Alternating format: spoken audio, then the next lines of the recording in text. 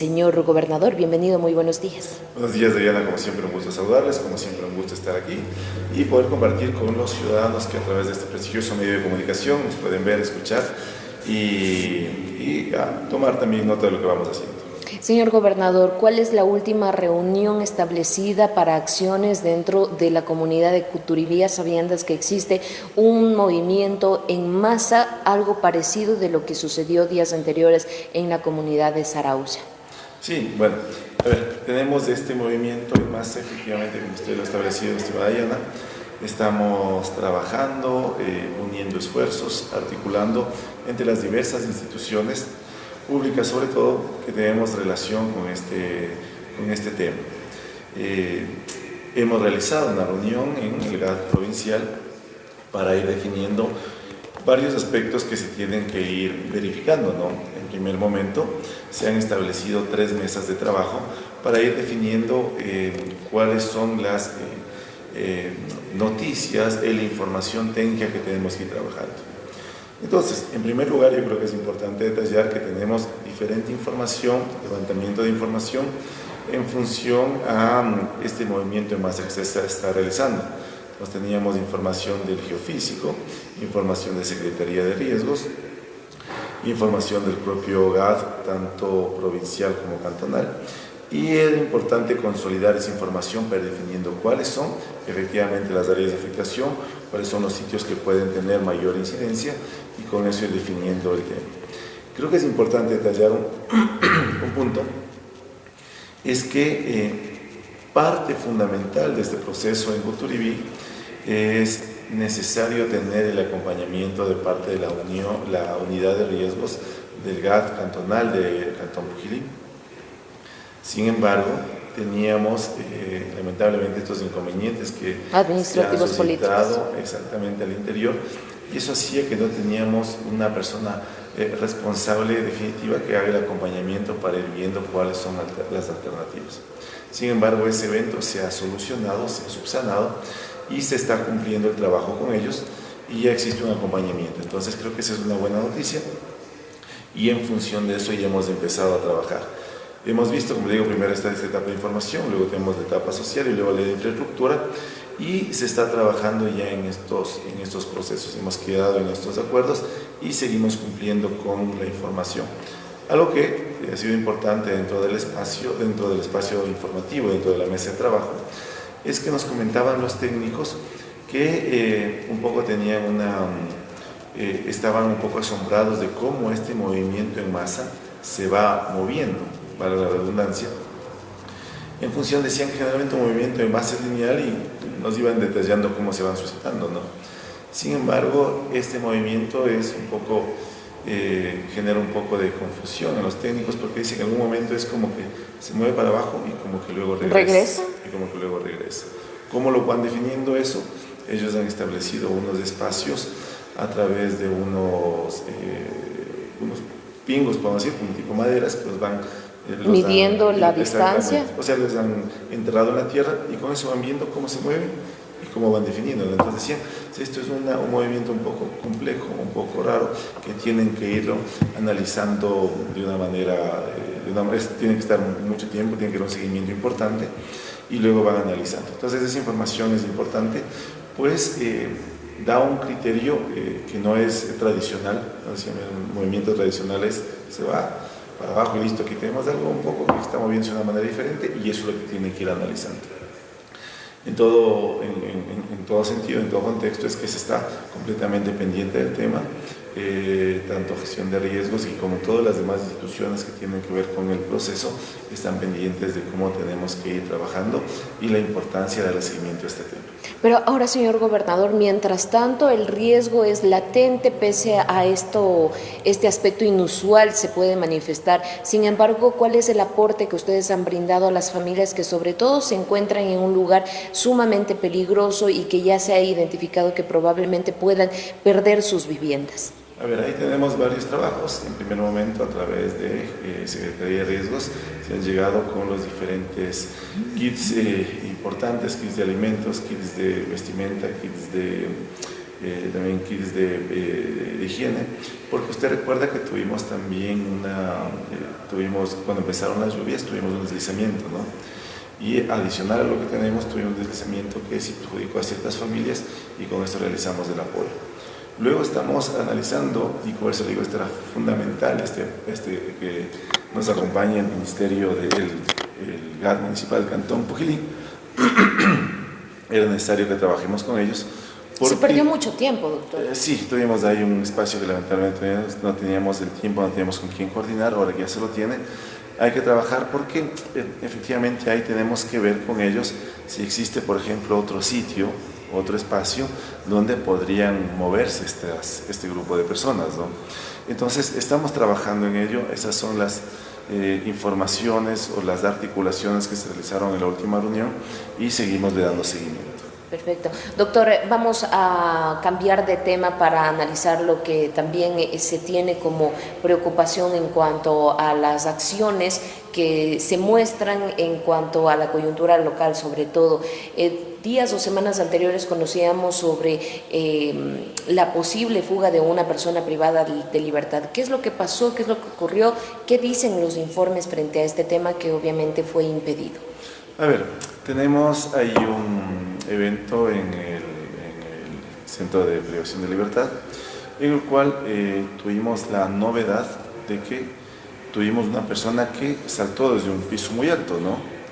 Y pretendía pasar por una puerta para intentar fugarse.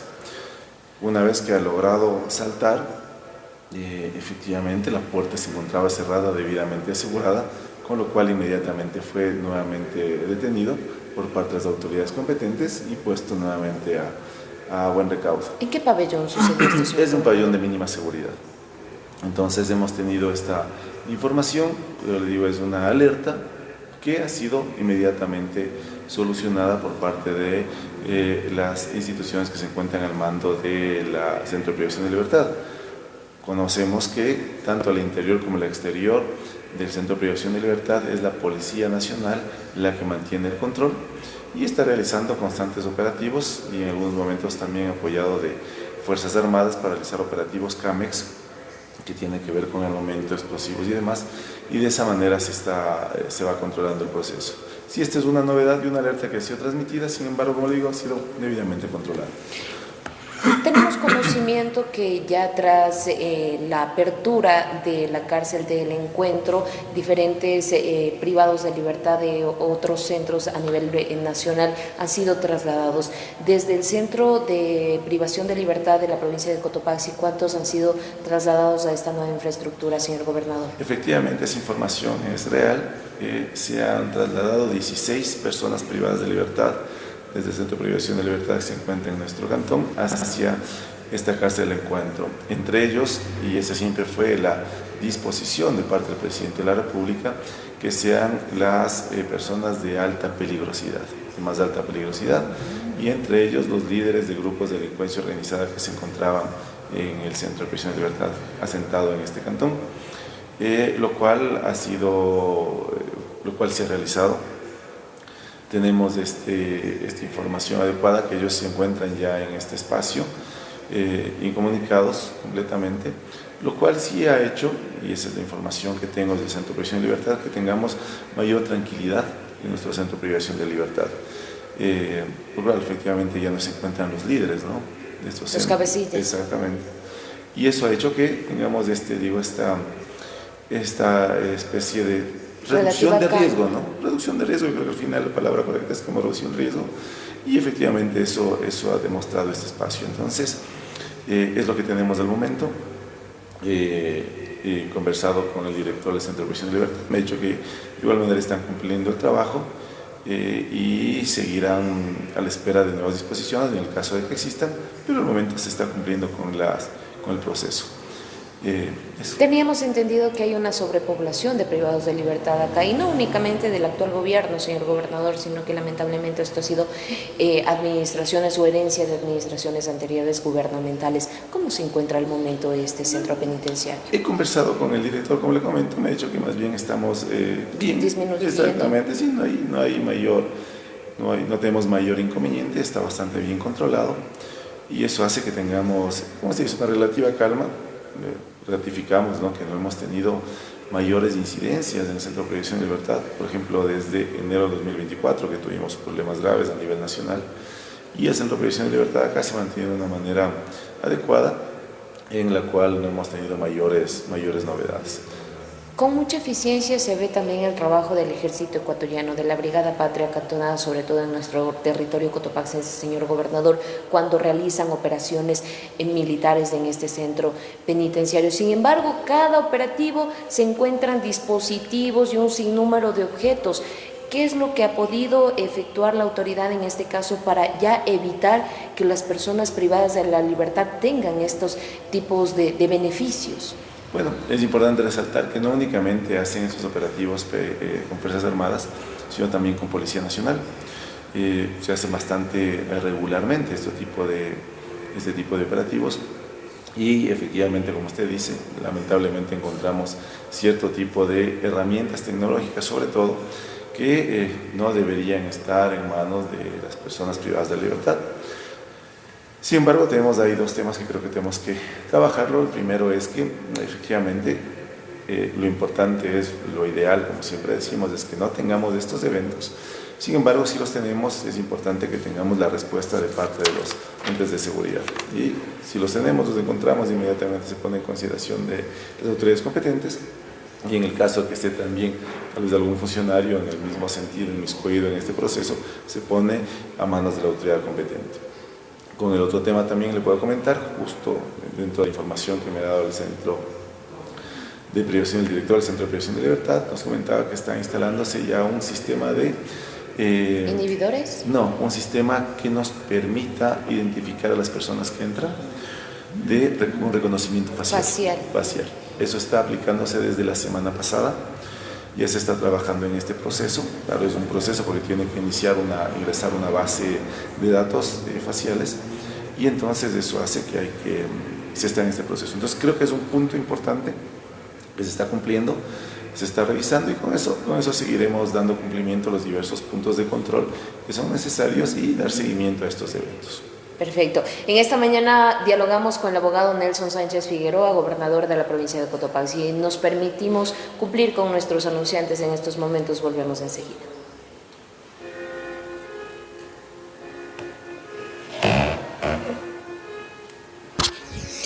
Bueno, muchísimas gracias a todos quienes están siempre pendientes de nuestro live en TikTok. Agradecemos también las inquietudes y bueno, estamos tomando notita también sobre algunas preguntas que tienen ustedes que vamos a trasladar en esta mañana a la autoridad. Sabemos que también tiene unos minutos adicionales luego de las 8 de la mañana para poder ir dialogando a profundidad de ciertos temitas. Así que bienvenidos ustedes de igual manera también para compartir estos espacios y para dialogar con la autoridad correspondiente.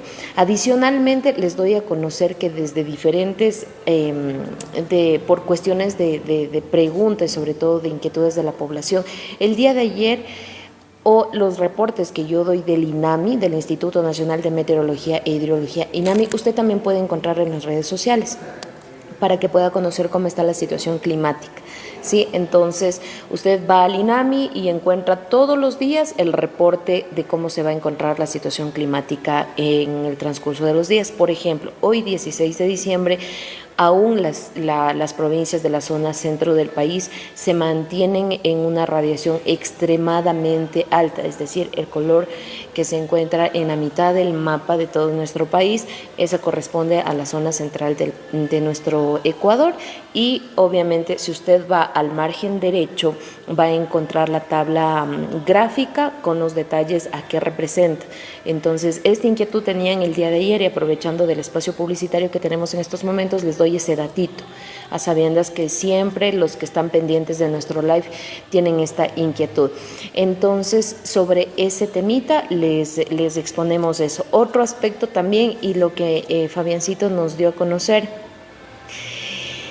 ¿Sabe qué, Fabiancito? Sí, esperemos Esperemos que sí. Mientras tanto, sobre el tema del caso del EPCO, nosotros vamos a dar seguimiento. El día de mañana nos va a acompañar el doctor Edgar Jiménez, expresidente de la Empresa Eléctrica Provincial de Cotopaxi, así que les doy la primicia. Aún no iba a decir, pero ya les informo. Ya vamos a retomar el espacio.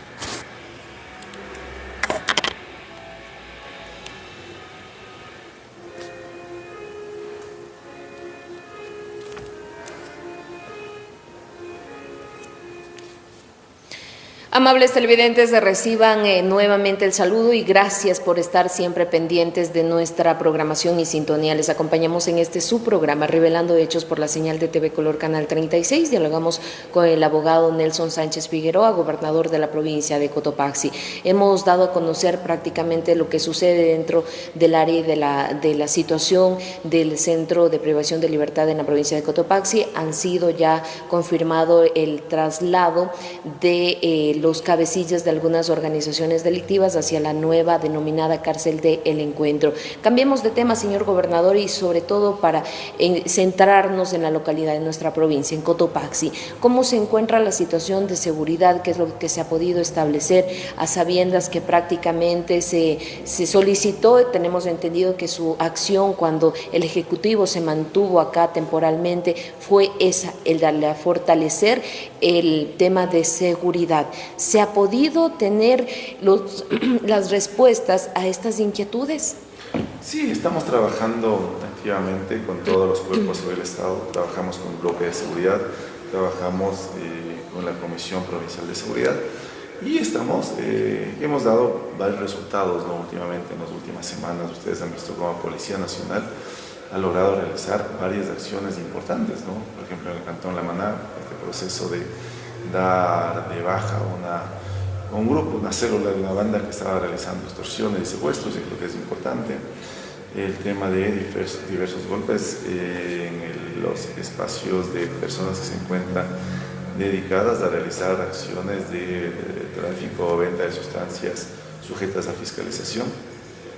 Y así, de esa manera, la Policía Nacional está realizando y dando cumplimiento a las diferentes acciones dentro de su plan de investigación y ejecución de realidades que tenemos que ir cumpliendo.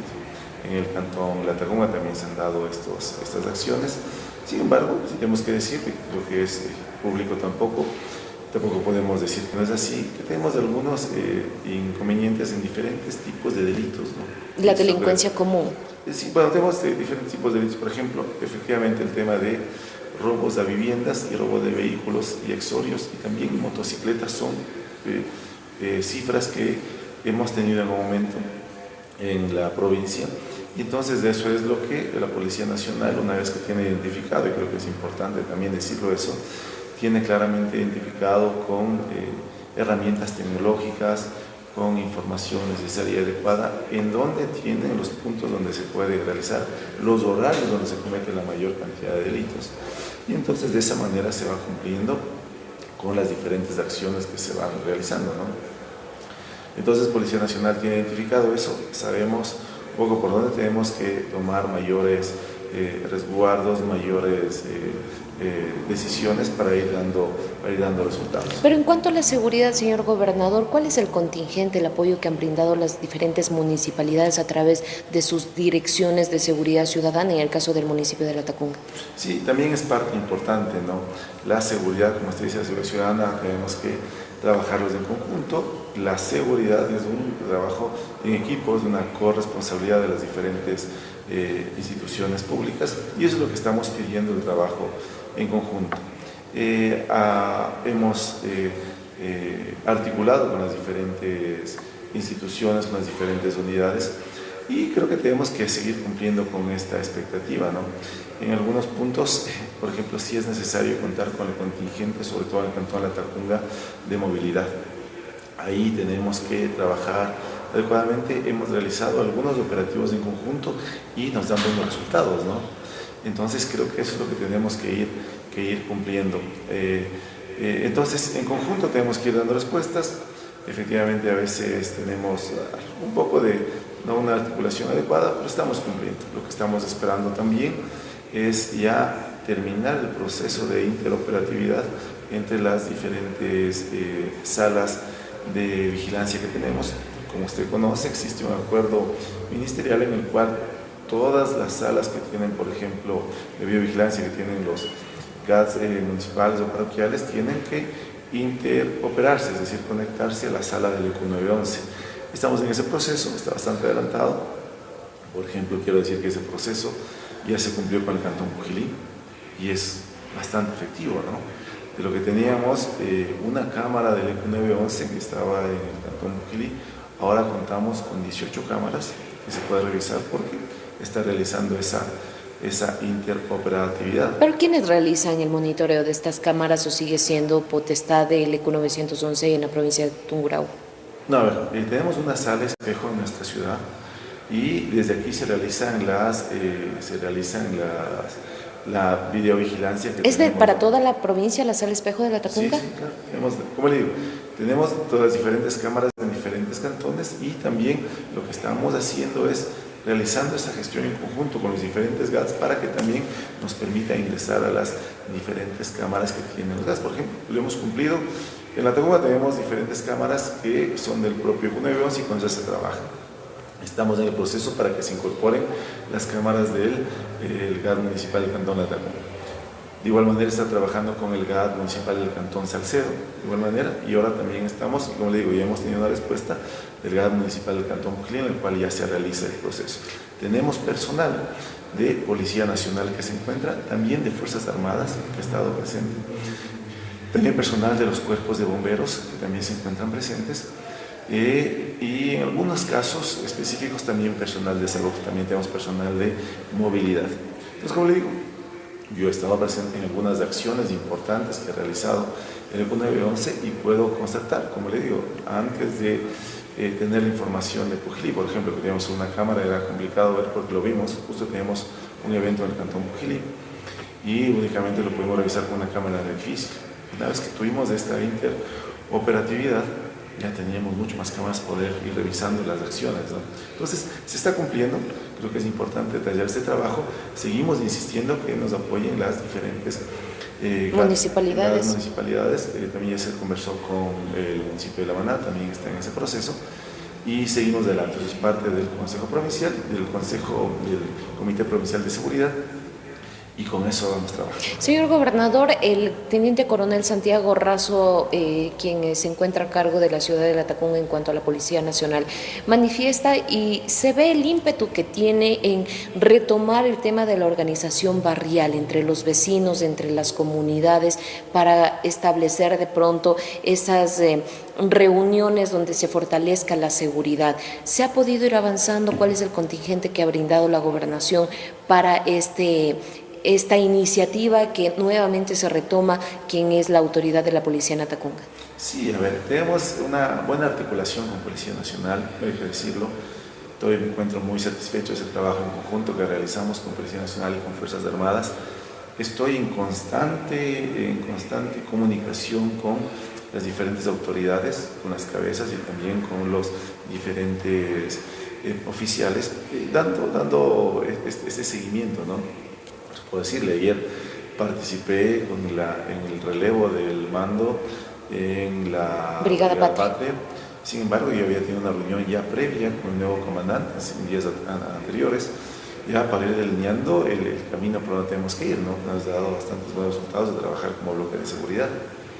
Policía Nacional, no se diga, como digo, trabajo, creo que converso diariamente con cada uno de ellos. Pero sí ha existido esta motivación ferviente de la población en querer nuevamente unirse para fortalecer el tema de la unidad en los barrios, en las parroquias, incluso para cualquier tipo de emergencia que se brinde, porque ahora vemos que incluso en las comunidades, señor gobernador, esto como que ha ido dejando y vemos que el incremento de la vigiato se va registrando en otros sectores, en diferentes sectores de la provincia de Cotopaxi, el robo de ganado. Sí, esto es importante decirlo. A ver, yo creo que sí tenemos ahí una falencia, sí es importante detallar que esta organización barrial que teníamos años anteriores ha ido perdiendo el ímpetu, como usted decía, y ahora que se trata de volver nuevamente a trabajar, vemos que sí, efectivamente existe en algunos casos desinterés para volver a unirse. Sí, conversamos justo con el teniente coronel Razo y nos decía que a veces sí nos causa un poco de decepción, puede llamarse, ¿no? Que invitamos a todo el mundo, estamos continuamente quejándonos a través de redes sociales, llegamos a la reunión y tenemos 8 personas, 10 personas, cuando son barrios amplios y grandes, ¿no? Nosotros efectivamente también colaboramos y estamos pendientes con nuestro equipo. En el caso de estará siempre presente nuestro intendente o comisario, y en el caso de parroquias también nuestros tenientes políticos. Entonces sí queremos decir que tenemos ese compromiso de trabajar articuladamente con la comunidad, ¿no? Eso también es parte, siempre hemos hablado de ese triángulo de seguridad en el cual está presente autoridades, Policía Nacional y ciudadanía. Entonces de ahí tenemos que trabajar en conjunto. Hay barrios y comunidades que están bastante bien organizadas, pero hay otras que un poco como que vamos dejando este sentido a un lado, ¿no? Y eso es más bien lo que les invitamos, más bien a que sigamos adelante. De nuestra parte siempre estamos comprometidos en apoyar, en dar seguimiento, de nuestra parte nunca faltará. Yo personalmente he estado en algunas reuniones de seguridad a las que he sido invitado y he visto, por ejemplo, que hay algunas que sí, pues le repito, ¿no? Que existe una organización que nos ayuda de una manera efectiva, y en otras que tenemos que seguir insistiendo para que podamos mejorar compartir y existe este criterio en conjunto. Señor gobernador, en la parte final a la población cotopaxiense, con esto agradecemos su presencia acá en nuestro espacio. Sí, yo darles ese mensaje siempre, ¿no? Siempre decimos darles ese mensaje de positivismo, ese mensaje de que estamos trabajando en beneficio suyo, de que estamos comprometidos en dar respuestas a las necesidades que se tienen y que estamos, como les digo, realmente comprometidos, y de nuestra parte no faltará. Decirles que estamos aprestados a celebrar unas fechas importantes, unas fechas en donde la unidad tiene que ser parte fundamental de los criterios, donde tengamos estos sentimientos, estos buenos sentimientos, ¿no? De solidaridad, estos buenos sentimientos de apoyo, y también invitarles, y eso sí quiero aprovechar el espacio, señora Diana, que no entreguemos donativos en las vías. Eso sí les quiero ser claro y enfático, y aprovecho este espacio para decir, y empezamos esta campaña para erradicar la mendicidad a través del plan Dar Derechos con Dignidad.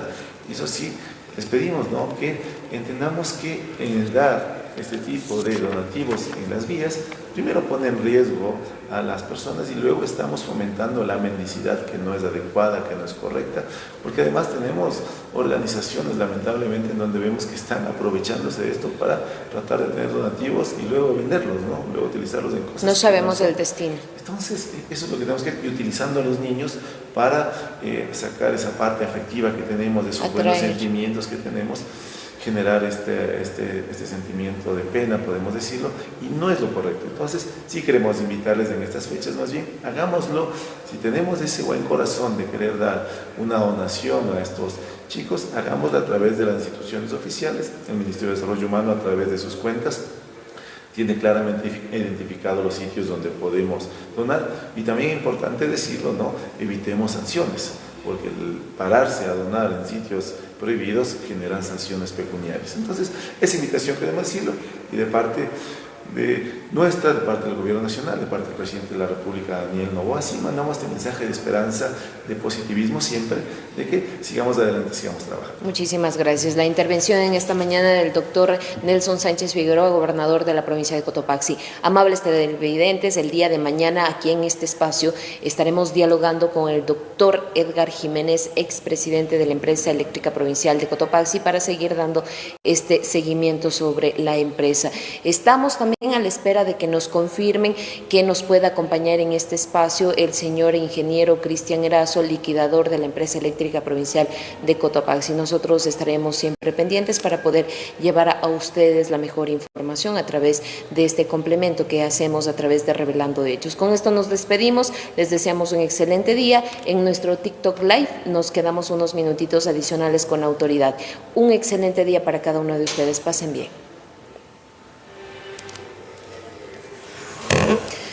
Bueno, al aire ya hemos concluido y vamos a ubicarnos para poder ir concluyendo con unos temitas que también nos quedaron pendientes.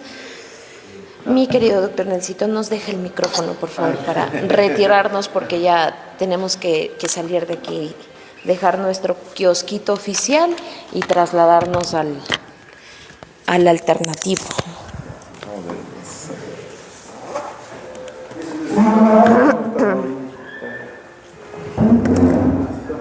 Tiempo de Gracias a todos por sus saluditos, por sus mensajitos. Ya vamos a darnos... Hola, mi Mauito. ¿Cómo están? Hola, mi Hernancito. Señorita, ¿Cómo está? Siga, mi doctor Nancito. Acá abajito nos vamos. Buenos días, sí. Ya vamos. Así que sigan dejando sus mensajitos, que ya vamos. Ya. Buenos días, ¿cómo está? Un gusto saludarle. Aún no nos vamos. Así que, por favor, ¿cómo está? Buenos días. Venga por acá, mi doctor Nelsito. Vamos a concluir a la silla de los acusados. Ya. A ver, nos quedamos en este tema de la organización de los barrios, de las comunidades y sobre todo la afectación que también en estos sectores han sido ya prácticamente impactados por el tema del abigeato. Justamente el día de ayer se viralizaron unas imágenes de unas fotografías de una supuesta camioneta que estaría ya identificada en ciertas comunidades que se dedica al robo de ganado, señor gobernador. ¿Cómo ustedes canalizan estas inquietudes y sobre todo qué acciones están realizando para este temita? Sí, a ver, en este tema es importante detallar lo que hemos tenido un incremento en este delito también, no solo en nuestra provincia, sino es a nivel zonal. ¿Sí? Tenemos también en Tungurahua y en Chimborazo, se nos ha incrementado este tipo de acciones, por lo cual tenemos una unidad especializada de la Policía Nacional que realiza este tipo de, primero, investigaciones, prevenciones y trabajo, en el cual tenemos un contingente que se ha desplegado en nuestra provincia. También lo que realizamos conjuntamente con nuestros tenientes políticos, sí realizamos varias acciones y operativos de control de abigeato, y sobre todo en las madrugadas, ¿no? Y en días que tenemos, las ferias, por ejemplo, ¿no? En esos días van a ver que en sitios específicos, a través de nuestros tenientes políticos, en conjunto con Policía Nacional, realizamos controles para evitar que tengamos este tipo de inconvenientes. Aquí también es importante detallar este apoyo, esta unión que debemos tener con este tipo de temas. Entonces, en conjunto vamos trabajando. Hemos tenido en los últimos meses más bien una disminución. Desde febrero, más o menos hasta el mes de agosto, podemos decir que tuvimos un incremento. Luego hemos ido descendiendo con las acciones que se han ido tomando. ¿Qué sectores, señor gobernador, son más afectados por este tema del robo a ganado? Tenemos identificado que, por ejemplo, tenemos el sector de Saquicilí. Tenemos como que dos cuadrantes, ¿no? El sector de Saquicilí, Poaló, ahí tenemos un espacio. Y luego tenemos, que también se une un poco con Pasto Calle y Toacaso, pero no es tanto en los sectores. Y luego tenemos al sector sur, tenemos ya Mujiquindil Santana, que se une con, por ejemplo, el Galpón Cumbijín, también ese sitio tenemos otro espacio también, y algo más en el otro cuadrante, ya más bien al sector occidental, que tendríamos Mulaleyo, Cusubamba. Entonces, básicamente son estos sitios ahí donde tenemos identificados, pero como le digo, estamos trabajando en conjunto para dar seguimiento a estos espacios. En Pujilí y en Saquicilí, ¿qué novedades hay sobre este tema del abigeato? ¿Cómo está el porcentaje, estadísticas? Como le digo, tenemos en Saquicilí, sí tenemos este cuadrante, ahí tenemos Saquicilí, como le digo, no hemos bajado las cifras durante estos meses. Se han dado unos resultados, sin embargo estamos pendientes. En Pujilí también tenemos algunas acciones, no son tan altas, no tenemos tantos reportes como le digo en estos otros sitios. ¿Hasta qué punto el tema del registro dentro del Ministerio de Agricultura de sus animalitos puede de pronto ayudar para recuperar a los animales, al ganado y sobre todo en diferentes plazas, mercados? Y también recordemos que lamentablemente, doctor, existe en este tema de los camales clandestinos. ¿Se da seguimiento a estos temas? ¿Cuáles son las novedades sobre estas situaciones? Sí, a ver, estamos trabajando, como le digo, el compromiso es seguir cumpliendo con los controles, yo creo que esto es importante. Sí tenemos algunos eventos en camales clandestinos, los cuales algunos eventos en camales clandestinos, los cuales es lo importante para ir definiendo dónde está y para identificar al semoviente, ¿no? Entonces, sí es importante realizar este trabajo en conjunto.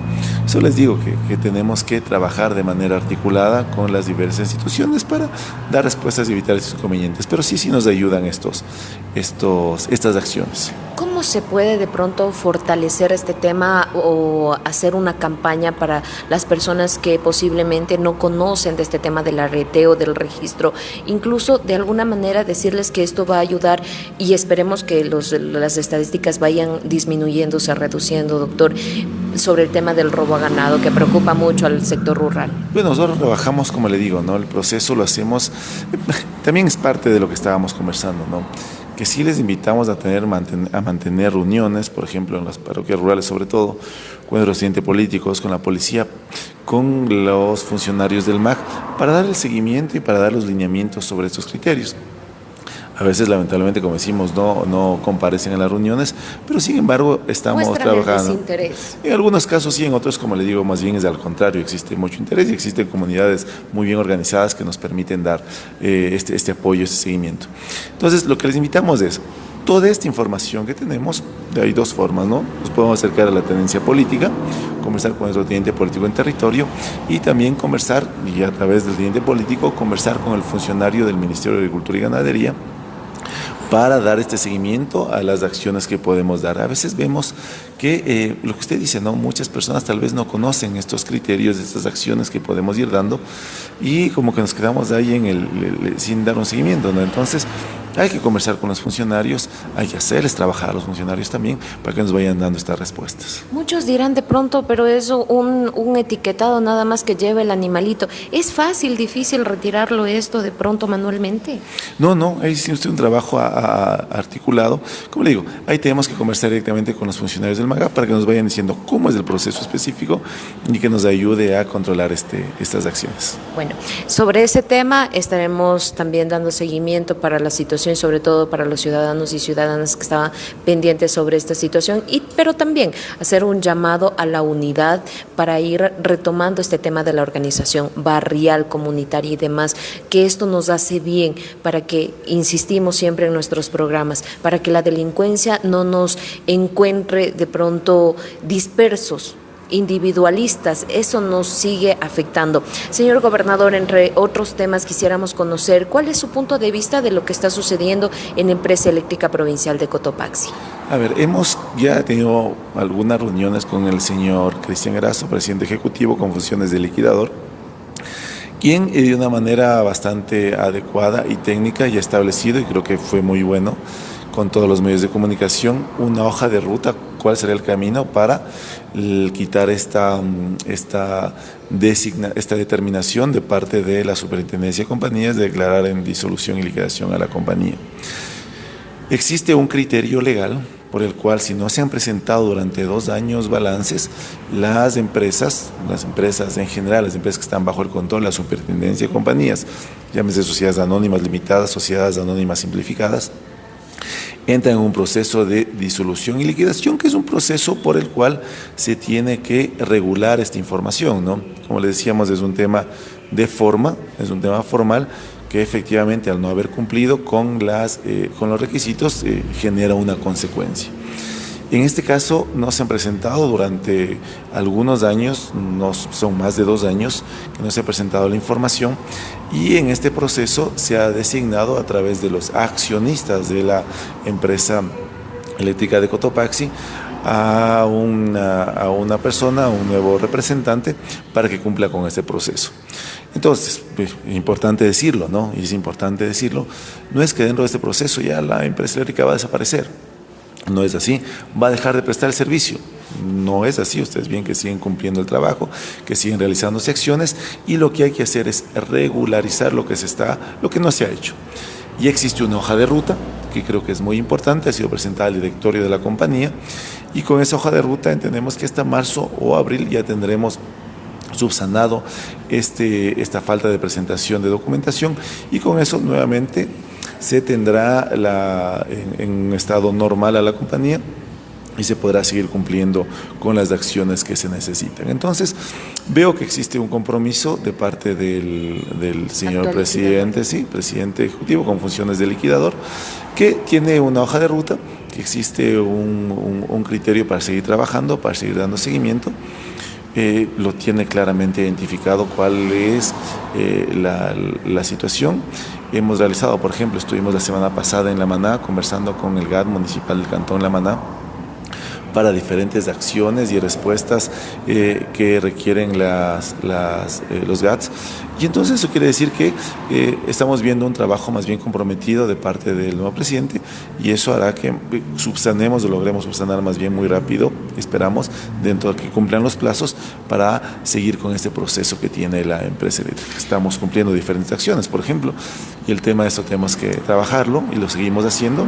Tuvimos una reunión muy fructífera, estimada Diana, y esa también quiero mandar esa noticia importante, que usted sabe que tenemos el tema de iluminación en el E35, que ahí tenemos esta entrega de inventario que tiene que hacer el Ministerio de Infraestructura y Transporte en conjunto con Panavial a la empresa eléctrica para que ella se haga cargo del mantenimiento de las redes eléctricas, porque usted sabe, y nos ha pasado, y hay que decirlo, en algunos puntos tenemos sitios donde no están adecuadamente la iluminación.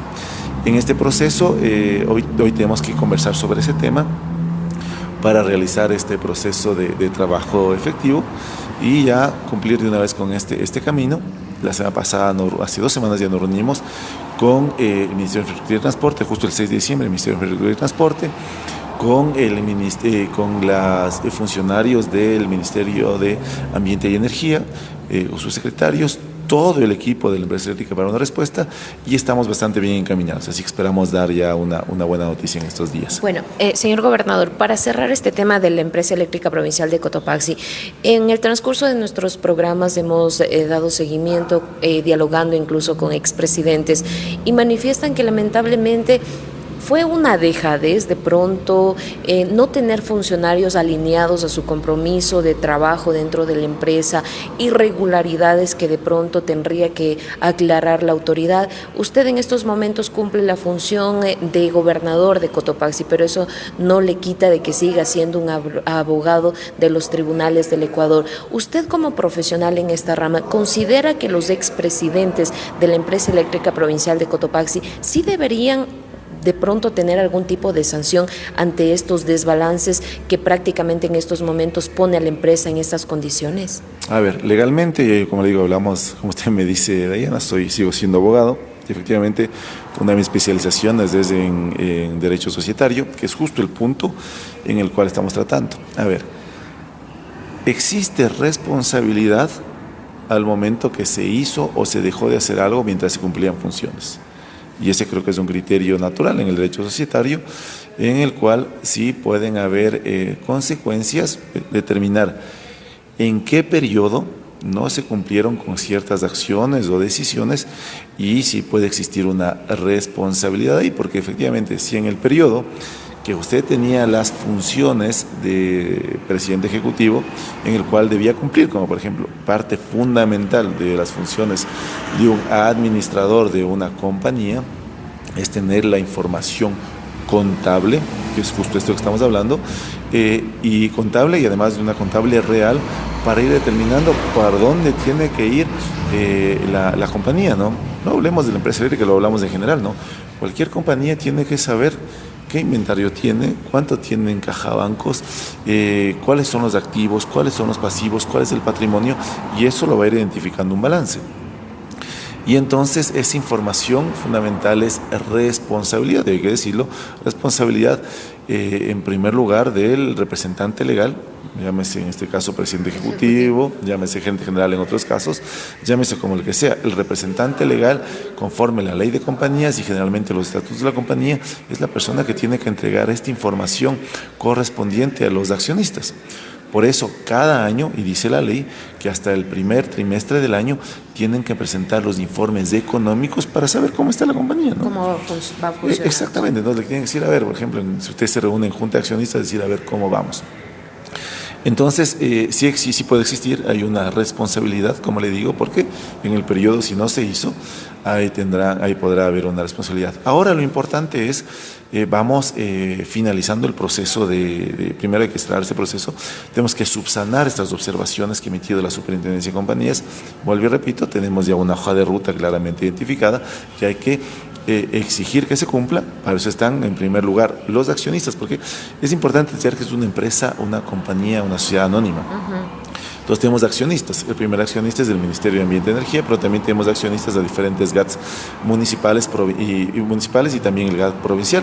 Entonces esos accionistas tienen que identificar que se vaya cumpliendo, exigir que se vaya cumpliendo, pero también al tener recursos públicos también iremos exigiendo, iremos cumpliendo, iremos verificando que se vaya dando esto, porque lo importante es salir de ese estado de disolución y liquidación, por muchas razones, ¿no?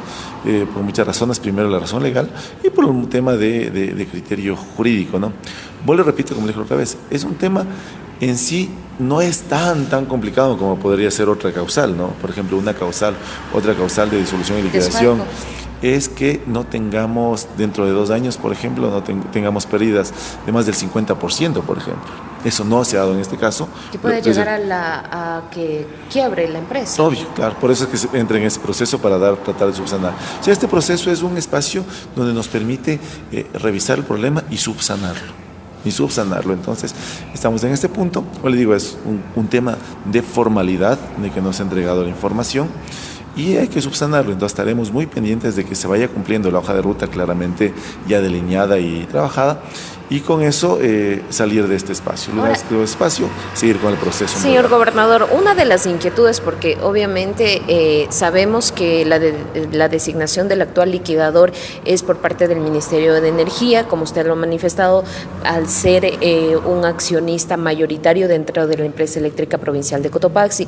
Sin embargo, sabemos que el ingeniero Cristian Erazo fue director comercial en su momento, en el tiempo del presidente ejecutivo del señor Diego Moscoso. Entonces prácticamente lo que nos manifestaba y le preguntaba en la rueda de prensa, le decía, pero usted conocía esto, ¿qué es lo que pasó? ¿Por qué no dijo? Dice, sí, yo lo dije, incluso el ingeniero Diego Moscoso sabía, porque yo le dije, incluso la Contraloría sabía qué es lo que pasaba con la empresa eléctrica provincial de Cotopaxi. Entonces, ¿qué pasó en estas dos áreas? Y sobre todo sabiendo que no recuerdo si dijo Contraloría o Fiscalía, pero en el transcurso de estas dos entidades dijo que el ingeniero Cristian Erazo sí había dado a conocer que esto es lo que sucedía dentro de la empresa eléctrica provincial de Cotopaxi. Bueno, sí, primero, hasta donde conozco, fue una designación por unanimidad de los accionistas, la designación del actual presidente ejecutivo con funciones de liquidador. Entonces, creo que es importante eso, ¿no? Fue por unanimidad, es decir, todos los accionistas estuvieron de acuerdo con el nombramiento. Segundo, efectivamente conozco que fue director comercial en una anterior oportunidad, lo que más bien le ha generado, y él me ha dicho, le genera una ventaja, pues conoce cómo se conoce cómo se encuentra al interior la compañía, sabe cuáles son las debilidades, cuáles son las oportunidades, cuáles son las ventajas que tiene, y en función de eso, le digo, le ha hecho mucho más fácil, puede ser, encontrar una hoja de ruta, porque no ha sido mucho tiempo de que está en el cargo, no puede ser más de un mes, ya tenemos una hoja de ruta delimitada, ¿no? Lo que en otros casos pudo haberse demorado más tiempo. En caso, efectivamente, al final del día, vuelvo y repito, ¿no? Quien tiene la responsabilidad final es el representante legal. Entonces, efectivamente, los funcionarios entregan la documentación, la información al representante legal, pero al final quien tiene la responsabilidad de cumplir o no cumplir con esos procesos es el representante legal de la época. En todo caso, es importante que ahora las circunstancias están dadas. Tenemos que dar una respuesta.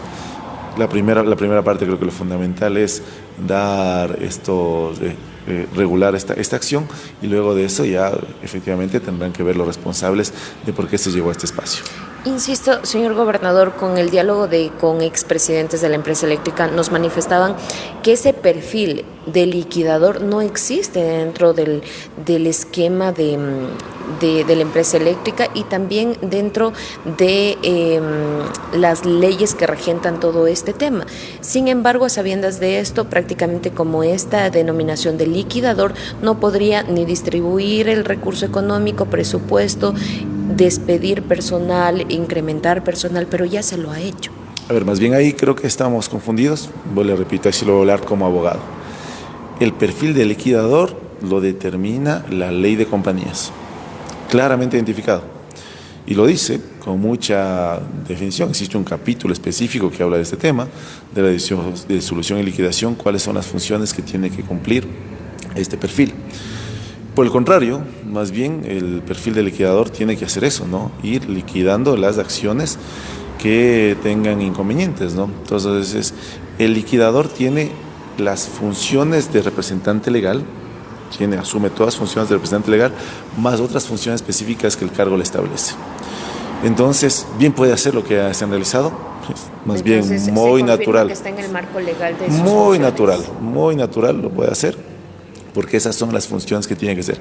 Efectivamente, en el estatuto tal vez no exista, aunque debería estar, porque generalmente el modelo tipo de estatutos establece qué pasa en el momento de liquidación. Porque, a ver, el periodo natural de una compañía se asemeja mucho a un periodo natural de una persona natural. Una compañía es una empresa, una persona jurídica, que se entiende como un ente ficticio. Pero, por ejemplo, las personas jurídicas nacen, efectivamente cumplen un ciclo y también pueden morir. Mueren cuando termina su acción. Y en una persona jurídica que ha tenido una acción, actividad económica y todo lo demás, podemos decirlo, asimilarlo como fallece, tiene que haber un procedimiento en el cual va cumpliendo diferentes acciones, ¿no? Entonces, dice que cuando ya no se cumplieron las funciones, o no están cumpliendo las funciones, debe haber alguien que liquide todo lo que se vino realizando, ¿no? Entonces, hay diferentes acciones. Existe un proceso, como digo, este proceso que se llama disolución y liquidación, en el cual sirve para dos cosas. O bien se recupera la empresa, la compañía, bien se reactiva cuando se superan las causales que le han llevado en ese tema, o bien se cierra. Esas son las dos opciones, las dos vías que existen. ¿Cuál es la que se está determinando en este caso? Que se va a cumplir una reactivación. ¿Por qué? Porque, como les decíamos, la causal que ha dado paso a este evento no es una causal tan grave dentro de las que existen, ¿no? Existen falta de presentación de documentos y una vez que presenten está subsanado. No es como, por ejemplo, que tenga pérdidas de más del 50%, lo cual es inviable a la compañía. No es el caso. Entonces, si pasa, por ejemplo, este tema que tengamos pérdidas, por ejemplo, y hablamos de manera general, que tengamos pérdidas más del 50%, ahí tiene los accionistas de opciones, ponen plata o finalizan la empresa. Porque las empresas generalmente pueden tener deudas, ¿no? Entonces, ¿cómo paga las deudas? Tiene que vender los activos. Si tiene carros, por ejemplo, tiene bienes, vende los activos y paga las deudas, y así va saneando el pasivo de la empresa. En este caso no es este proceso. No es el caso. No es el caso. Este caso más bien es, a ver, tenemos este problema, presentemos la información y vamos adelante. Pero la figura del liquidador existe en la ley de compañías como un caso, un criterio normal, como les decíamos, y entonces está cumpliendo esas funciones. Bueno, sobre este tema ya vamos a ir concluyendo, señor gobernador, para pasar a otro, y es que en el transcurso de estas semanas también nuestros equipos de reporteros han dado seguimiento a un tema preocupante y que lamentablemente, pese a la insistencia de la madre de familia en el caso de bullying de la unidad educativa Vicente León, no se ha dado las medidas como se quisiera, sino más bien tenemos entendido que el menor se encuentra en la misma institución y que lo que correspondería al tema judicial habrían tenido un fallo a que de pronto se cambie de aula, pero están en el mismo horario con las presuntas menores agresoras.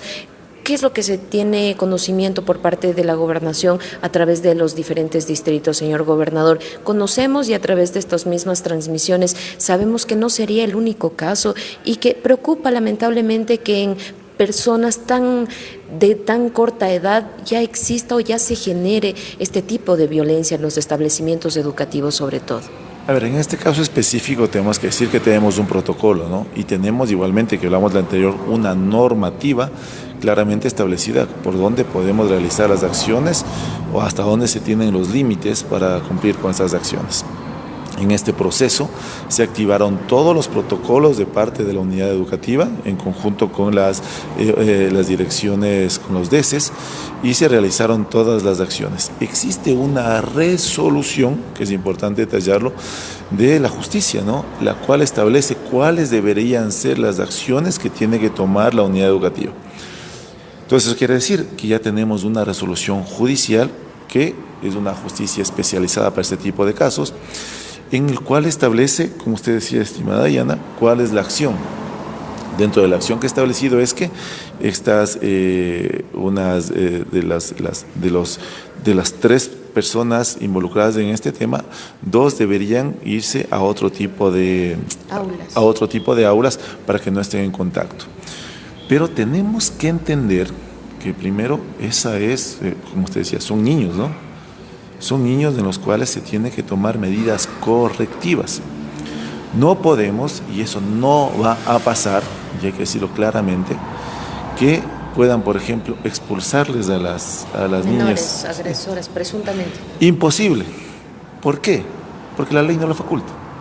Entonces yo creo que también entendamos este tema. Se ha cumplido con todo el proceso, se está realizando todo el proceso legal, se ha cumplido con todas las acciones que tiene que realizar tanto la unidad educativa con su DS, con la dirección distrital, y es más, existe también un criterio de una decisión de parte de las autoridades ya judiciales en el caso. Entonces existe un criterio, les pedimos más bien que dentro de ese proceso que ya está realizado se realice un trabajo en conjunto con las autoridades y con los padres de familia y que se entienda cuáles son las limitaciones que tenemos legales en este proceso y hasta dónde podemos llegar. Las medidas correctivas para niños son medidas correctivas y entonces en ese contexto se ha dado cumplimiento total a todas las acciones que se han realizado. En cuanto a de que existían otros casos, a ver, este es un caso que se ha hecho público, en los casos que tenemos vamos dando seguimientos con los protocolos que tenemos. Entonces, sí es necesario decir que estamos muy pendientes de lo que va pasando en este tema. He tenido una conversación sobre este tema con el director provincial y también con el SONAR sobre este asunto puntual, en donde tengo el detalle claramente de todas las acciones realizadas. Señor gobernador, como le manifestábamos, este caso posiblemente no sea un hecho aislado, pero cuando usted cita y nuevamente apegados a su profesión como abogado, prácticamente, ¿qué reglamenta dentro de estos procesos de corrección, de seguimiento a estas menores presuntamente agresoras? Porque de pronto, y nosotros decíamos igual en este live, pero días anteriores, que de pronto las personas que tienen o generan este tipo de violencia en unidades, en establecimientos educativos, también es porque de pronto en la familia, en su entorno, tienen este ambiente de violencia. Hay que hacer el seguimiento, ¿no? Y ese es parte del trabajo que se realiza. Efectivamente, se realiza en primera instancia un proceso de conversación, ¿no? Ese diálogo que tiene que cumplirse entre las acciones, las personas afectadas. Luego, en este caso, se sigue con el proceso y puede haber una resolución de parte del DS y de ser el caso se puede ir a la justicia ordinaria, ¿no? En este caso ya se acudió a la justicia ordinaria que ya dio una resolución y un criterio, entendiendo, como decimos, toda la normativa real. Pero sí, como usted dice, estimada Diana, dentro de los institutos, dentro de las unidades educativas con su DS, se tiene que realizar ese seguimiento a todas las personas involucradas, ¿no? Tenemos a los niños también, pero también forma parte de este proceso familiar. Entonces, están realizándose los protocolos, se sigue dando cumplimiento estricto a este proceso, del cual también es importante detallar que hablamos temas bastante generales de lo que ha salido públicamente, porque, vuelvo, repito, estamos hablando de menores de edad en los cuales tenemos que protegerles a todos para evitar más bien un proceso adicional que puede más bien generar un daño a los niños, ¿no? Entonces, de maneras generales vamos diciendo que estamos cumpliendo con los trabajos. Pero sin embargo, insisto, de manera particular, es penoso saber de estos casos porque realmente esto da muestra de la situación o el nivel que está nuestra sociedad, señor gobernador, en cuanto a la educación que tenemos desde nuestros hogares, desde lo que se va impartiendo desde las propias familias y que se irradia en los establecimientos educativos. Ahora, esperamos y aspiramos también que dentro de los DS haya profesionales que brinden este seguimiento oportuno, eficiente, minucioso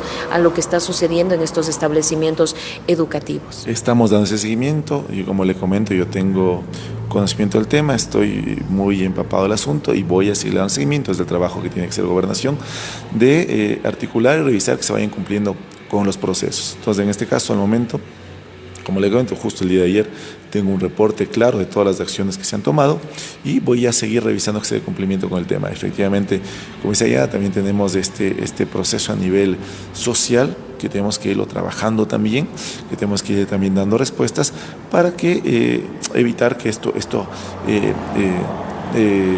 podemos decir, se dé en otros espacios.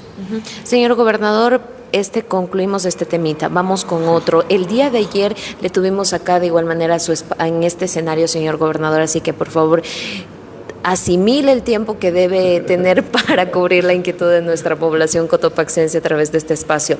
El día de ayer estábamos dialogando con el economista Marco Olmedo, justamente aquí en este espacio, quien es asambleísta por la provincia de Cotopaxi, y emitíamos algunas inquietudes y que también usted como autoridad de la provincia debe conocer, de pronto no lo sepa, desconozca por diferentes aspectos, pero queremos que usted también dé seguimiento a la inquietud que tiene la población. Tenemos entendido que en el hospital de Pujilí, desde hace algunas semanas, y ya no es meses, no tienen el servicio de limpieza y hay algunas situaciones adicionales en cuanto a la atención al servicio en esta casa de salud.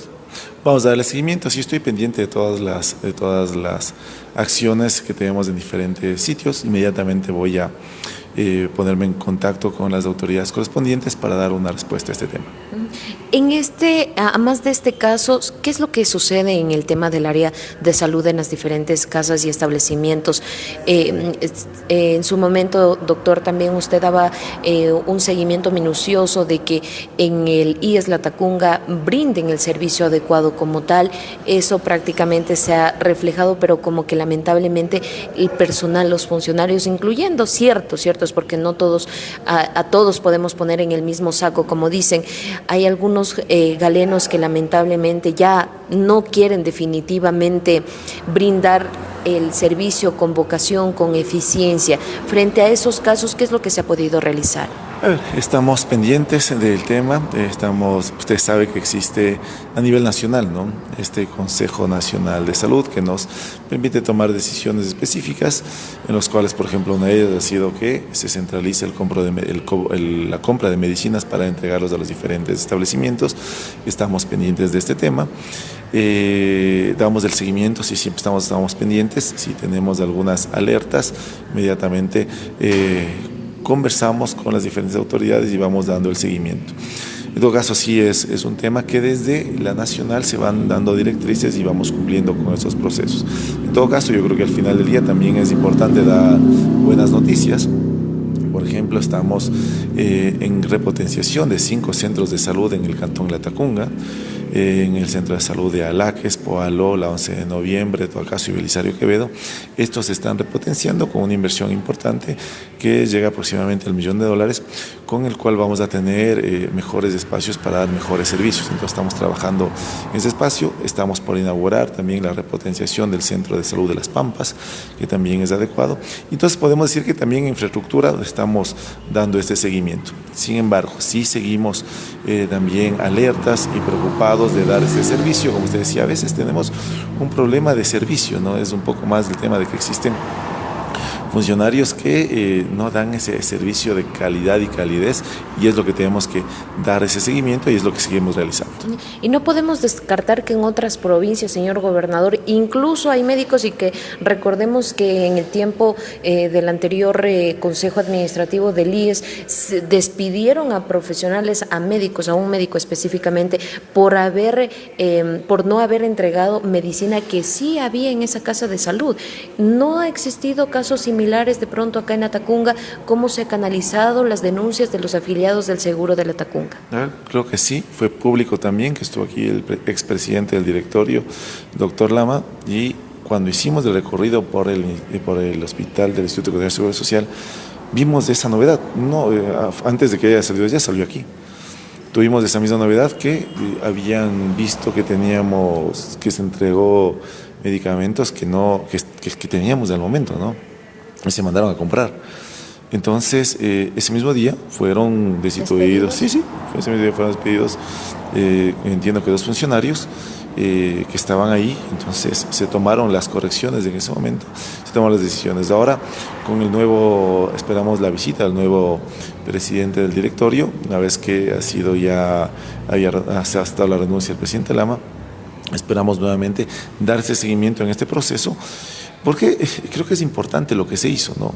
Que haya venido el presidente Lama estuvo 2 veces en el Hospital General del IES, revisando las acciones. Vino la primera vez, luego vino luego a revisar, y luego estuvo 2 meses más recorriendo algunos centros de salud del Centro del Seguro Social Campesino. Entonces, eso quiere decir que hubo un seguimiento en espacio, y esperamos que las autoridades actuales sigan con este proceso, porque es necesario estar en territorio, es necesario ver cuáles son las necesidades.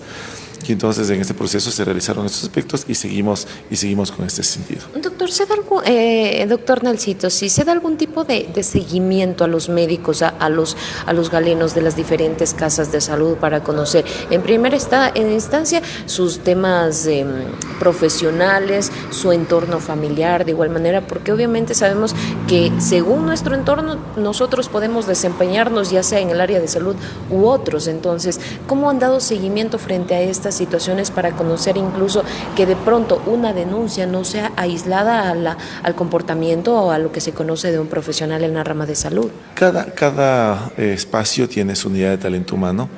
Cada una de estas, el hospital, por ejemplo, cada una de las direcciones tiene su unidad de talento humano, en donde se tiene que ir verificando todo esto, lo que estamos viendo, ¿no? Si existe, por ejemplo, alguna reacción que no es normal, por ejemplo, ¿no? Se realizan estos seguimientos importantes para dar este tratamiento, si es el caso, a los funcionarios. Se dan este tipo de recorrido, este tipo de servicios. Sin embargo, esto depende de las unidades de talento humano de cada institución. De pronto, una clase de estadística o balance al final del trimestre, de los 6 meses, doctor, que posiblemente a usted le reflejen de pronto profundizar en acciones que se pueda promover en las casas o establecimientos de salud. Claro que sí. Bueno, el día de mañana tenemos la reunión del comité ejecutivo, el día jueves, tengo la reunión del comité ejecutivo para que vayan dando las definiciones de cada uno de las carteras de Estado. Sin embargo, lo que podemos trabajar en el tema de salud es el tema del abastecimiento de medicinas. Como decimos, ¿no? Ahora tuvimos un cambio que es importante, estamos en ese proceso. De lo que teníamos una compra particular, podemos decir una compra singularizada, hoy tenemos esta compra de medicinas de una manera centralizada. Entonces estamos en este proceso, es lo que tenemos que trabajar en conjunto con este espacio. Como le digo, estamos siempre en constante contacto con todas las autoridades, y esperaría el día jueves tener la reunión para ir ya analizando todo lo que ha pasado en este espacio y ver en dónde vamos a profundizar, para ya lo que nos viene para el siguiente año.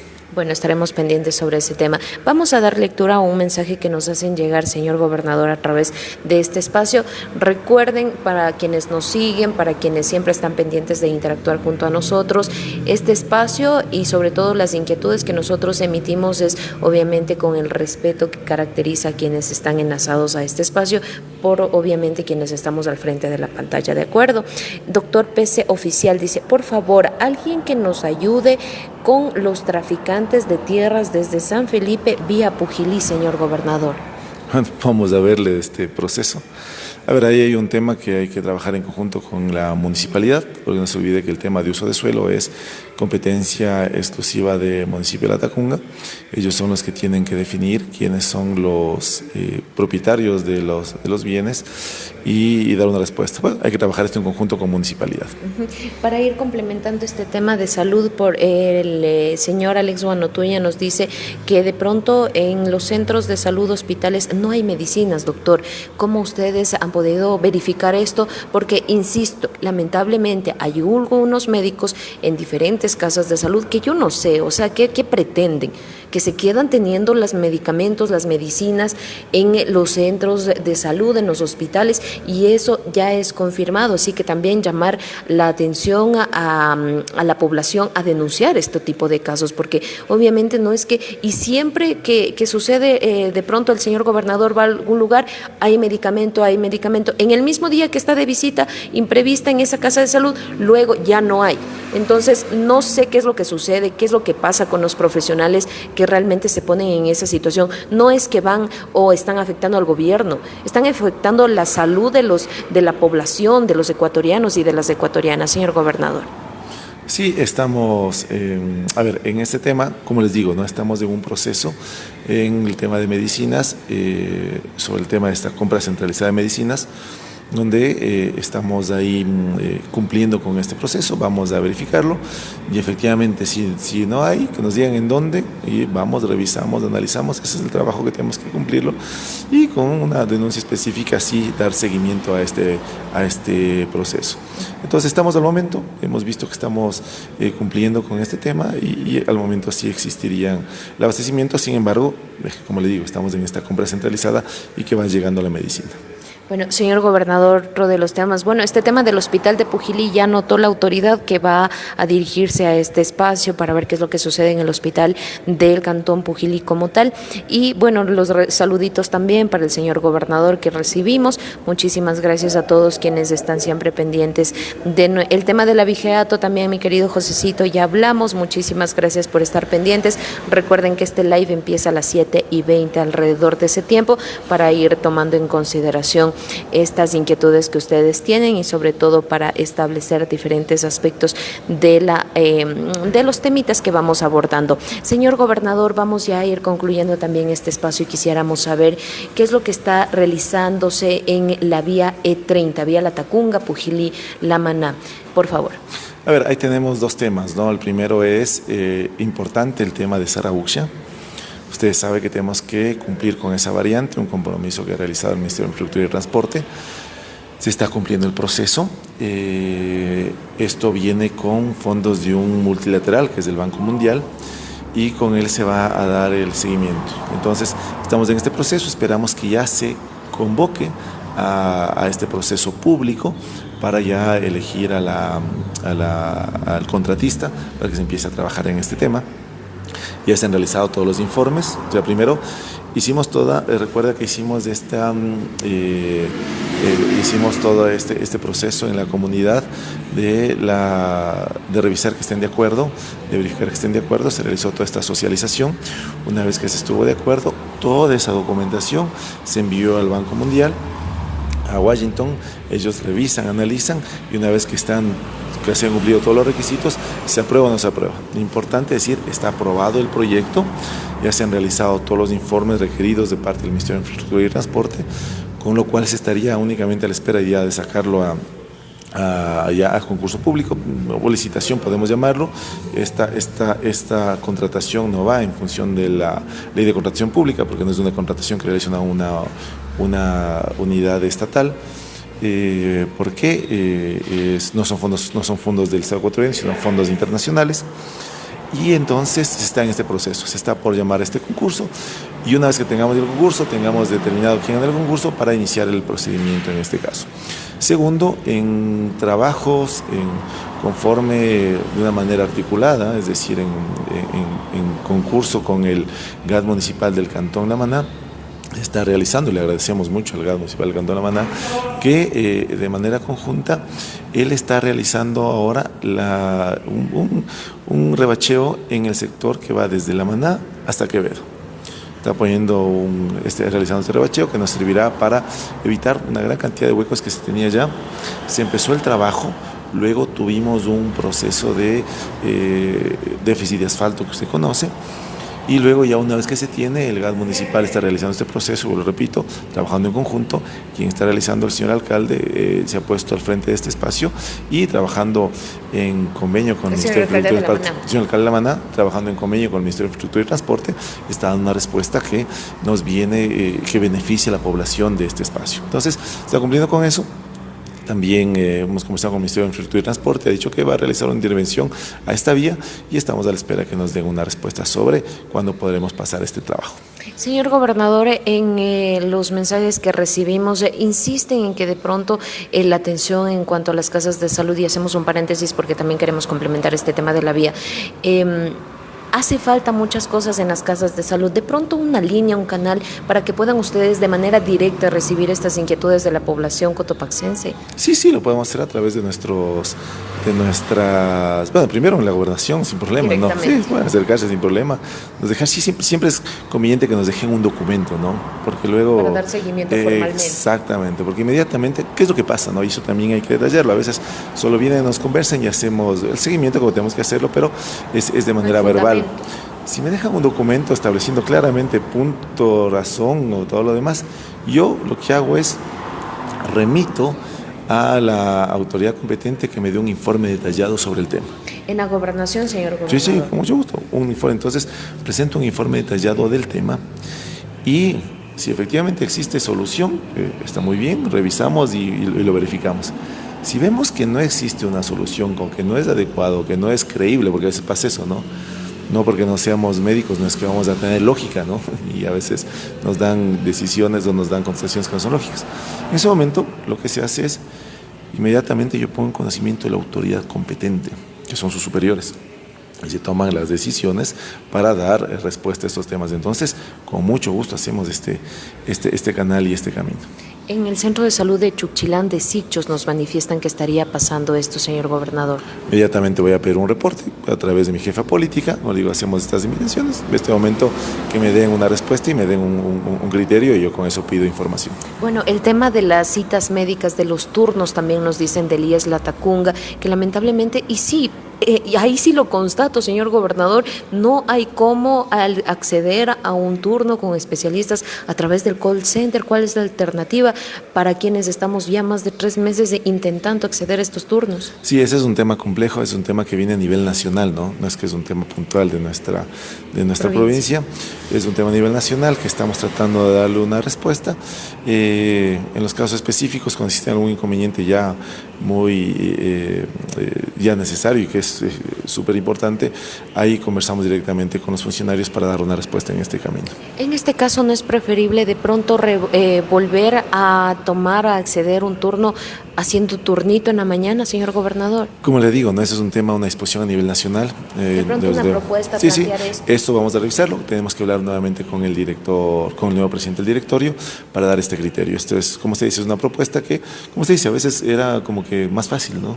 Más preferible en la madrugada, pero ya sé que tengo el turnito. Exactamente. Vamos a transmitirle este tema, esperamos tener una respuesta y con eso seguimos en el camino. Bueno, nosotros vamos a estar pendientes de esto. Para ya ir concluyendo, bueno, siempre tenemos por eso le dijimos a su compañerita relacionadora pública que venga con tiempo, bien desayunadito, para que pueda cubrir las inquietudes de la población cotopaxense a través de este live, señor gobernador. Prácticamente con el proceso que usted nos ha manifestado en cuanto a lo que está sucediendo en la vía E30, Latacunga, Pujilí, La Maná, porque hay muchas situaciones en que la gente a veces considera que esta vía es del tramo que está en Latacunga, municipio de Latacunga, del tramo que está en Pujilí, municipio de Pujilí, y lo que sucede en la Maná también. No, incluso de la prefectura, pese a que de alguna manera ha intentado ir cubriendo baches. Sin embargo, esta vía es estatal, por eso es E30.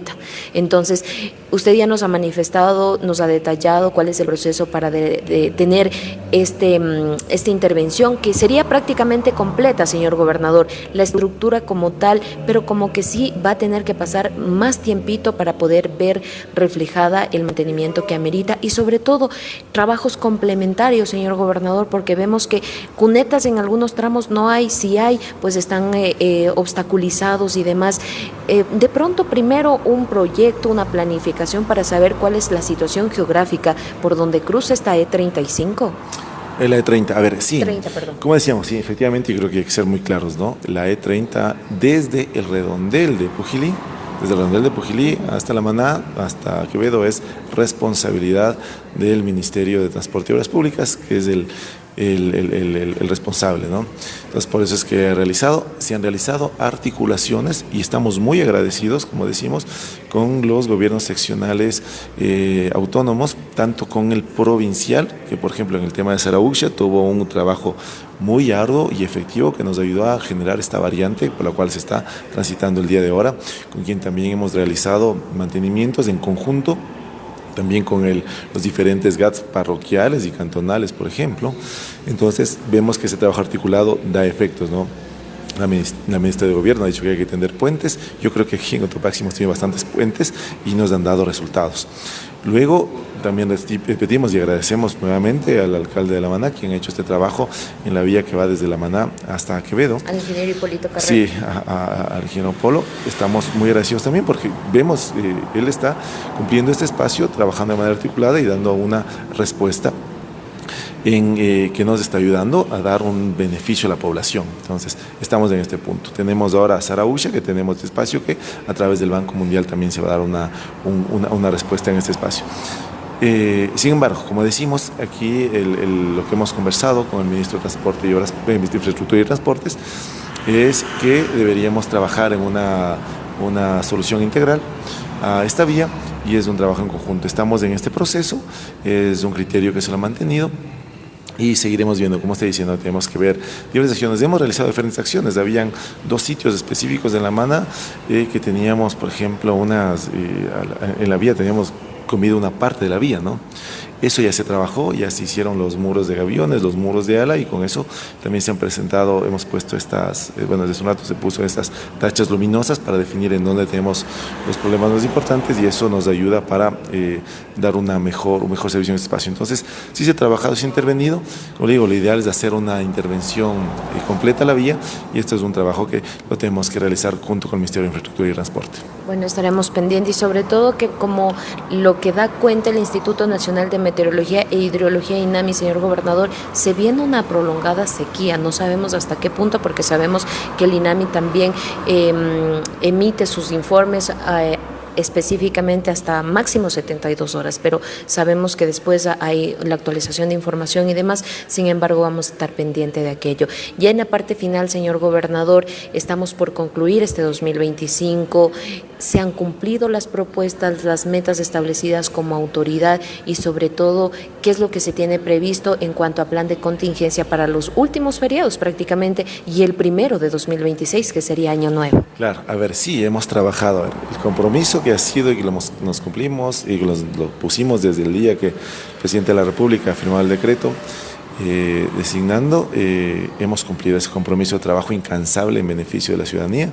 Y además de ese compromiso de estar en territorio dando respuestas a las diferentes comunidades. Me alegra mucho, por ejemplo, que hemos logrado estar en todas las 33 parroquias rurales, en todas las parroquias urbanas, en sitios alejados donde generalmente no se llega y hemos llegado con apoyo, con ayuda, con las diferentes carteras de Estado. Entonces eso a uno le satisface sobremanera y seguimos dando respuestas, ¿no? Me alegra mucho y mando un saludo a la comunidad de Galápagos, ¿no? Por ejemplo, que nos pidieron una respuesta que parecería que es tan sencilla, tan básica, que es tener luminarias en sitios específicos, está solucionado. Qué bueno. Entonces eso a uno le alegra sobremanera, porque en sitios que parecen tan alejados, donde parecen que nunca vamos a llegar, ahí está el gobierno dando seguimiento y cumpliendo. Pero para eso hay que estar ahí. Y como le digo, me siento satisfecho de que he estado ahí. No es que me han contado, no es que me llamaron, que también pasa, pero lo mejor es estar ahí y ver, ¿no? En sitios bastante alejados donde es difícil llegar, pero ahí lo hemos estado. Entonces, eso hemos cumplido y seguiremos cumpliendo con ese proceso de trabajo efectivo. Viene una obra muy importante para la Sierra Centro, $104 millones en inversión para la ampliación de la vía entre Yambo y Yambato, que también lo determinó el Ministro de Infraestructura y Transporte. Eso quiere decir que existen obras importantes que se van cumpliendo en beneficio de la población. Entonces, queremos decir que estamos trabajando incansablemente y el compromiso se mantiene, dando seguimiento a las acciones. Ha sido un año complicado. Decirle, y también no puedo ya al finalizar el año, Dayana, decirle con mucha satisfacción que la Tacunga fue la sede temporal de gobierno. Quiere decir que estuvo el presidente de la República aquí con todo su gabinete tomando decisiones de momentos muy difíciles, como fue una paralización a nivel nacional en el cual Cotopaxi no fue afectado como en anteriores ocasiones, lo cual demuestra un liderazgo, le muestra gobernabilidad, que es importante, y ha demostrado que podemos resolver las situaciones teniendo a la máxima autoridad nacional en nuestro territorio, dando respuestas inmediatas a todo lo que se solicitaba y dando respuestas en este sentido de que no tuvimos mayores afectaciones en la paralización. Entonces sí puedo decir que me siento muy satisfecho del trabajo cumplido durante este año Siempre, siempre, todo es perfectible, siempre habrá que mejorar, pero creo que vamos por buen camino y ese es el compromiso final, trabajar de manera incansable en beneficio de todos los ciudadanos cotopaxenses. Señor gobernador, insistentemente de igual manera en comentarios nos manifiestan que debería existir de pronto la modificación a ordenanzas en cuanto a arrendamientos. Eso corresponde a cada municipio, pero es importante, señor gobernador, porque cito esta inquietud que tienen nuestros amigos seguidores, porque prácticamente hemos evidenciado que ahora por tener el ingresito económico a través de los arriendos, esto es causal incluso según los reportes que nos han enviado la Policía Nacional cuando ya se da seguimiento a ciertos casos, y es que arriendan a personas, y con todo respeto no quiero ofender de pronto y tampoco caer en la xenofobia, pero sabemos que hay personas de pronto con antecedentes que vienen a delinquir a la ciudad, en la ciudad de La Tacunga y en la provincia de Cotopaxi. Entonces prácticamente por más ordenanza que sea, también aquí el control en primera instancia de las diferentes municipalidades y también de los dueños de los lugares donde se puede arrendar, de los arrendatarios, está bien dicho, doctor, comentan arrendadores, a los arrendatarios. ¿Qué es lo que se puede hacer sobre este tema? A ver, yo creo que es un tema importante y eso lo voy a decir muy claramente. En todas las capacitaciones de seguridad en las que yo he participado, la policía inicia por ahí. Sí, eso le puedo dar fe. La policía inicia por ahí diciendo, a ver, tenemos que primero estar en conjunto y conocernos de las personas que vivimos en el barrio y luego si efectivamente vamos a arrendar nuestro local comercial o nuestra vivienda, dar ese seguimiento a las personas que podemos realizar. Esto es un trabajo que hay que hacerlo en conjunto con los familiares y dar este seguimiento, ¿no? Porque luego hemos tenido problemas. Por ejemplo, lo vimos en Pujilí. ¿Usted recuerda? Así es. Lo vimos en Pujilí claramente, que tuvimos ahí un caso específico y claro, eran personas que tenían antecedentes y luego fueron encontradas en una vivienda que luego fue arrendada y entonces donde generaron estos problemas. Entonces, ¿qué es lo que queremos decir? Efectivamente, tenemos la ley de inquilinato, es la que determina cómo se realizan cuáles son las normas generales, ¿no? ¿Que está sobre ordenanzas municipales? Está doctor? por sobre ordenanzas municipales. La ordenanza municipal viene a reglamentar lo que establece la ley de inquilinato. Por ejemplo, el tema del canon de arrendamiento es un tema que a veces no lo conocemos y eso sí hay que notificarlo. Uno puede cobrar únicamente la 12ª parte del 10% del avalúo comercial. Ese es el máximo valor que se puede cobrar. Entonces, si luego hay un inconveniente de que cobramos demasiado y queremos sacar, ya ha pasado, queremos que salga ya el arrendatario, luego tenemos inconvenientes porque cobramos demasiado y luego viene una multa por eso. Entonces, hay tipo de cosas, o sea, hay que también asesorarse para hacer también las cosas de manera adecuada. Y en este proceso es este caso, ¿no? Entonces la normativa municipal va a determinar que exista esta ordenanza en función de estos parámetros que le estoy comentando. Pero en todo caso, al final yo creo que también parte de una de las personas que tenemos que cuidarnos y cuidar este hecho de ir viendo a quién vamos a arrendar las viviendas. Pero aquí mismo nuevamente la insistencia, doctor, la unidad, la reunión en comunidad, en vecindario, entre los vecinos, entre los moradores, porque a veces ahora ya hay barrios que no nos conocemos ni entre vecinos, peor a ver a quién se arrienda. Parte fundamental, yo creo que sí, efectivamente, eso es parte fundamental. Necesitamos de este trabajo ciudadano, también para la ciudadanía. A veces todos esperamos que nos esté solucionando la autoridad y no es así, ¿no? Hay unas partes fundamentales y esto creo que es importante en los que, lo que usted dice ahí, es importante saber al menos quién es nuestro vecino, conocernos, saludar, porque luego no sabemos ni quién está al lado nuestro. Y luego de esa parte, ese apoyo tiene que ser en beneficio de todos los ciudadanos que viven en los barrios. Perfecto. Mi estimado doctor, con esto sí finalizamos. Queremos agradecer sus minutos adicionales acá en este espacio y sobre todo para que las inquietudes que la población a través de esta entrevista, de este live, pues hayan podido y sean cubiertas. Usted se lleva un sinnúmero de inquietudes, no únicamente de la capital de la provincia, sino en sectores, como usted verá, tenemos acogida, tenemos seguimiento desde diferentes partes de nuestra bella provincia de Cotopaxi. Todo y cada uno de los cantones son hermosos, son maravillosos. Siempre hemos insistido, ¿no?, que primero nosotros debemos siempre vivir enamorados de nuestro territorio cotopaxense, de nuestra provincia como tal, para sacarle adelante, avante, porque lamentablemente vemos, observamos tan pasivamente lo que puede suceder, más bien la motivación a ser partícipe de estas actividades, de todo lo que se viene desarrollando en la provincia de Cotopaxi, el trabajo de pronto que también realizan las autoridades en diferentes áreas como tal, y sobre todo fomentar la unidad, porque lamentablemente estamos viviendo en una sociedad tan individualista que nos hace que prácticamente seamos susceptibles ante tantas circunstancias que se vive en la sociedad, doctor.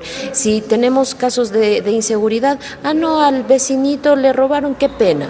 Con la que pena nos quedamos. Más bien, a ver, si pasó esto en el barrio, reunámonos. No es necesario ser dirigentes barriales. Si algún joven, alguna señorita, alguna persona enamorada de su barrio, de su sector, pueden ayudar a estos sectores, pues háganlo, doctor, porque realmente a veces sí nos quedamos en ese individualismo, en esa desintegración, y que prácticamente eso es lo que también hace daño a nuestra sociedad. Sí, Dayana, como usted lo dice, yo creo que es importante este criterio, ¿no? Criterio de unidad, que es importante que trabajemos en conjunto, porque de lo contrario no es lo mismo, que estemos separados, que estemos solos, a que estemos juntos, ¿no? Entonces, yo creo que los buenos siempre somos más, y de esa manera podemos cuidarnos entre todos. Ahora sí, nos despedimos. En esta mañana dialogamos con el doctor Nelson Sánchez Figueroa, quien es gobernador de la provincia de Cotopaxi. Su mensaje final de pronto a vísperas de Navidad y fin de año, doctor. Sí, como les decía, mandar este mensaje de solidaridad, mensaje de unidad, este mensaje de positivismo. Yo creo que al final lo que decíamos siempre, tenemos que ser positivos frente a todo lo que podamos tener. Siempre estemos ahí juntos, siempre estemos unidos, siempre una sonrisa. Y vienen épocas bonitas donde esperemos que saquemos lo mejor que tenemos en nuestro corazón y compartamos al final más que lo físico, más que lo material, compartamos lo que tenemos adentro, compartamos ese cariño, ese aprecio que tenemos para los demás. Entonces, ese mensaje de cariño, decirles feliz Navidad, feliz año a todos los cotopaxenses, con mucho amor, con mucho compromiso y con muchas ganas. Y que al parecer se ha ratificado en funciones, señor gobernador, porque no le han aceptado la renuncia. Bueno, eso vamos a ver todavía. Es que ha pasado más de un mes, señor gobernador. Sí, todavía, bueno, veremos. Bueno, nosotros esperamos que sea ratificado y que se dé continuidad, porque lamentablemente una de las falencias también es que cambian a cada rato de funcionarios y demás, y que lamentablemente a veces vengan personas que no son probas para el cargo. Así que agradecemos, señor gobernador, y auguramos éxitos rotundos en sus gestiones en favor de la provincia de Cotopaxi. Con esto nosotros nos despedimos. El día de mañana, a partir de las 7:30, nosotros ya en el live les estaremos dando a conocer. Sin embargo, en nuestro programa televisivo nos acompañará el doctor Edgar Jiménez, expresidente de la ELEPCO, de la Empresa Eléctrica Provincial de Cotopaxi, analizando justamente en este proceso que se encuentra la empresa. Nosotros nos despedimos y les deseamos un excelente día, una excelente jornada para ustedes. Por favor. Ahí sí, recién se